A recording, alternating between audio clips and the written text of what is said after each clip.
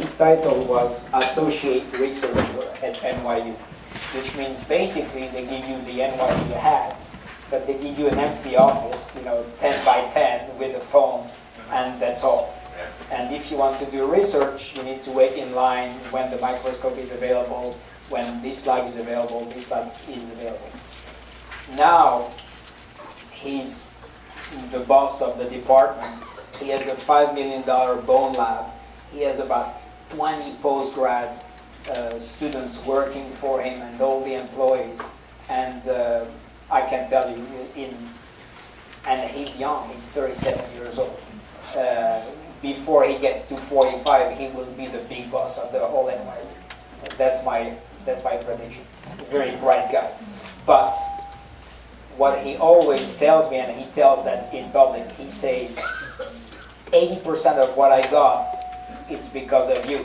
Because we fuel him all this good material to get published in the best papers. And as you know, in the university, you rank up by the quality and number of your publications.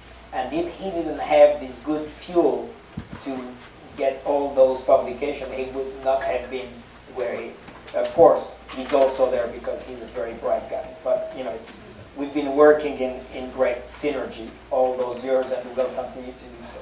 So we've put this presentation together, and let's see if this works. Yeah. And basically, we'll be talking about implant design. And that's a very ambitious topic because it's a multivariable topic. We'll be talking about the macrogeometry, which is the implant shape, the microgeometry, which is the implant surface, and the nanogeometry. Each time we're going to scale 1,000 times smaller, the nanogeometry and beyond, the physics and chemistry on the implant surface. But this goes together with the surgical instrumentation, because we'll show how the surgical instrumentation plays a role into the implant success. And one thing also I will show you, and that has been on my mind for a long time. In implant dentistry, there is a lot of marketing. All you see from all the implant company, it's basically marketing. And even science sometimes is marketing oriented. They take one little thing and they make blow up a very big story and translates into sales. And I don't like that too much. I'm more into the facts, what the facts are. So I've been thinking, how can we do benchmarking? Benchmarking instead of marketing. Benchmarking is very easy.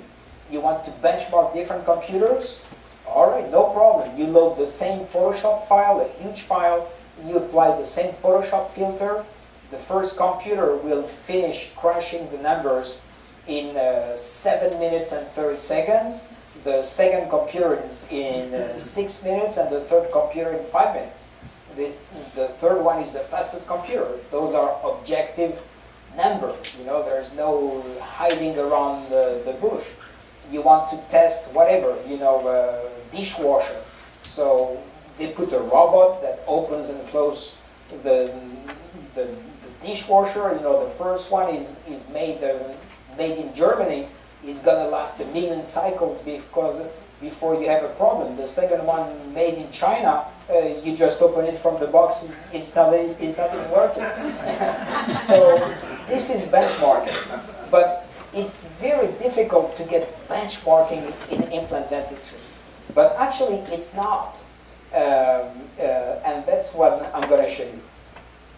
In dentistry, what we rely on, it's clinical reports. Clinical reports. I have a 97% success rate. I have a 98.5 success rate. All those things, they are ballooning. It's not science. You cannot superimpose all those statistics because the criteria are not the same from one study to another. So, and that's why companies still continue to use marketing. They say, we have a 98 success, 98% success rate. You cannot beat that. And I say, what are you going to bring with your implant? 98 to what? This is not science. This is not discussion between smart adults. We don't want to go into that low. What we want to see is understand how things work and how they can work better. Today, clearly, the problem is not having an implant to integrate. It happens more or less. What we want that to happen faster and to happen better. What we want to have more bone around the implant faster, and we want this bone to be mechanically ready to be loaded in the shortest amount of time. And in order to do that, I can tell you there are huge differences between implant systems. So my question is, how can we compare them? And that's what I'm going to try to show you. So you all know what's also integration is. Like I say, that's not so much the issue. The issue is to get that as soon as possible, and if possible, reestablish function immediately after surgery. That's what we are looking for.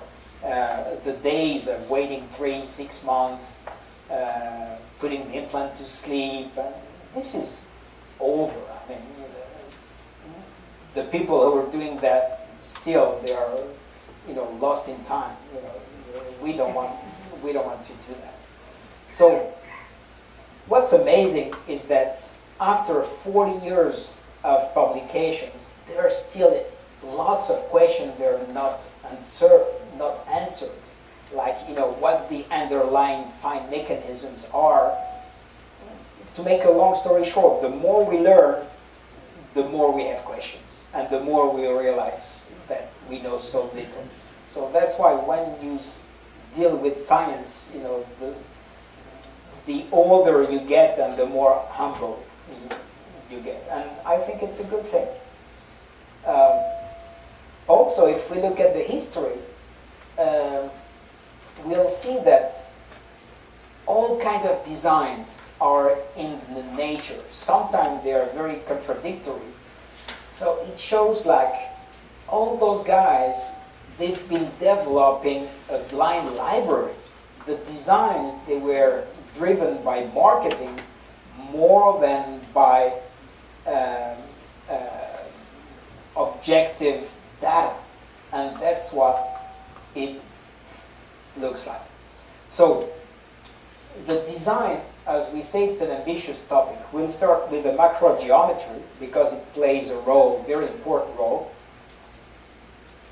The microgeometry, which is the surface at the microscopical level, the nanogeometry, and then we'll see what the surgical instrumentation, what role it plays. So, microgeometry, there is a lot of literature about that. We contributed quite a lot. One thing I would like to point out, like for example, this paper that we published in 2010. It's written by Paulo Coelho, David Dohan, and Albrechtsen, famous from Sweden. This paper, Trends in Biotechnology, this journal has an impact factor of 9. The impact factor is like the scientific value of the journal in the scientific world. This kind of journal is not a dental journal. Actually, they never published about dental. It's about biotechnology. To give you an idea, the JOMI, which is considered like, the ultimate scientific journal in dentistry, has an impact factor of 1.9. We publish here in a journal that has impact factor 9. It's 5 times the impact factor. So we don't play in the same league. Now, Intralock is not very well known by the general public in the United States, doesn't have the name recognition on the marketplace, but in the science place, we're up there. We have higher publication and higher scientific recognition than any of the big guys. I mean, we dwarf the big guys in terms of scientific publications. And so it's a little ironic because market shares and science, it's two different things. Now, surfaces, lots of surfaces, when you consider at the optical, at the scanning electron microscope. So we know a lot about what what's the profilometry should be done at the microscopic level. And this has to do with the platelet aggregations. You know, when you put an implant, the blood comes in and the platelets aggregate on the surface. The researchers, as old as 20 years old, we know it, the RA, you know, the average profile roughness should be around 2 to 3 microns. But all those people who started to publish these 20-odd years ago did not address one very important thing, is the body fluid, you know, the blood, the fibrinogen, which is the first body fluid that gets in contact to the implant surface. In order to have an optimized wettability of the implant surface, the roughness has to be much smaller than that, has to be in the nanometer range. And that's what we recognized a very, very long time ago.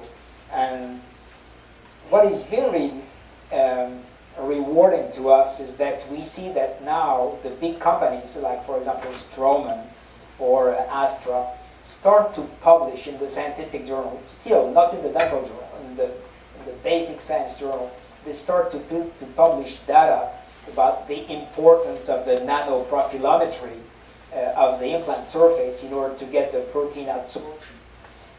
For those guys, it's still a research project. For us, it's the ocean surface that we released to the market 7 years ago. So we are far ahead of anybody of our competitors in this field. And all our implants has the ocean surface, included the mini dental implants. So, and this is also to tell you how, you know, marketing, how it plays sometimes. In 1991, I was invited in Paris to lecture at the ADF, which is like the French equivalent of the ADA. And my title, the title of my presentation was Implant Surface, Key of Success in Implantology. At that time, in 1991, the most popular implant on the market was the Nobel implant, and the surface was a machine surface. And basically, I was a young guy, you know, it's 22 years ago, and I was saying that everything those guys was saying was not true. And I was basing my presentation on basic science, facts, and publication. And when I started my presentation, I had 1,500 people in the room. And I had 1 hour presentation. At the end of the hour, I lost more than half of the audience. Because the people say, you know, what is this little guy there? What is he talking about? He's out of his mind. You know, those companies, they invest hundreds of millions of dollars and they have 20 years of research to show us, and he's saying that this is not true.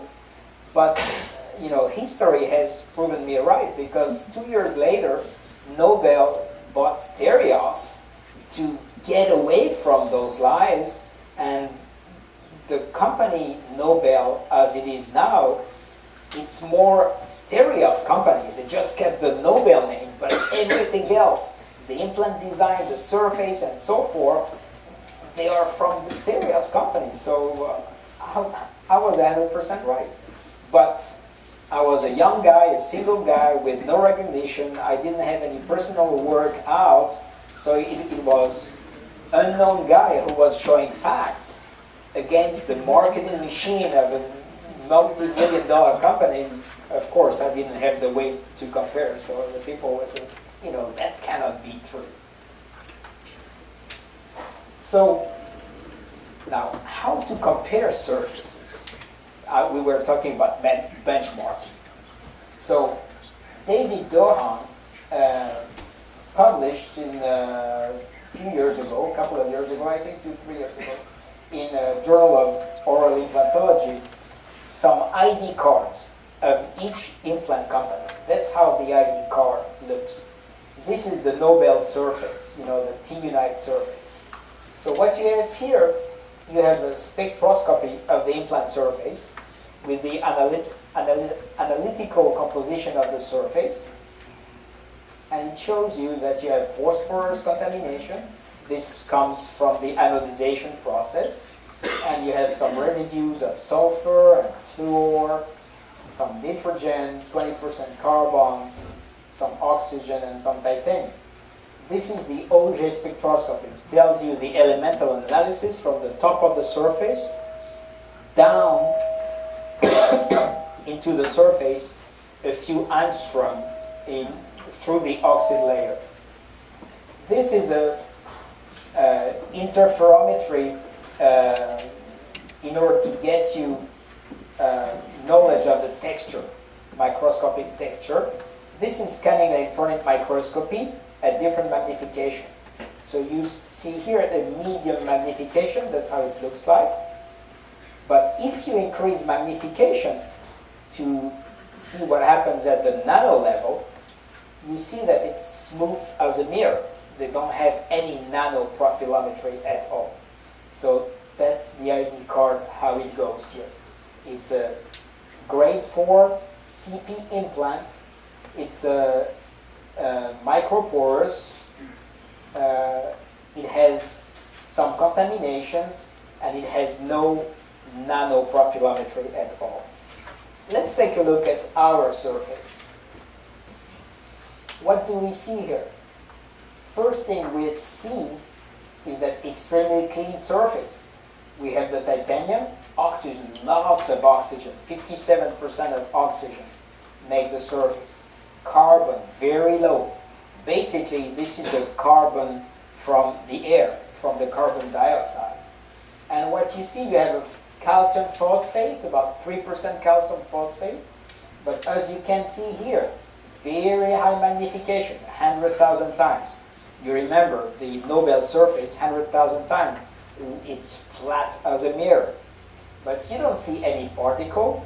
You don't see any calcium phosphate particle here, because the calcium phosphate is embedded at the molecular level within the oxide layer. So we cannot say that it is a coating. There is no coating. There's nothing. It's at the molecular level, but there is no coating on the intralock implant surface. It's just a surface treatment. It's embedded within the oxide layer, and the treatment consists as a fractal design, which means that if you look at 100-time magnification, or 1,000-time magnification, or 10,000-time magnification, it will always have this appearance. It's like the Russian dolls. When you open one, there is another one inside. You open it, there is a smaller one inside. You open the small one, there is even a smaller one inside. That's how it looks like. And some studies we did very long time ago, 15 years ago, we did this kind of analysis at various magnification of many different products. We did stainless steel, we did concrete, we did plastic, and we did tissue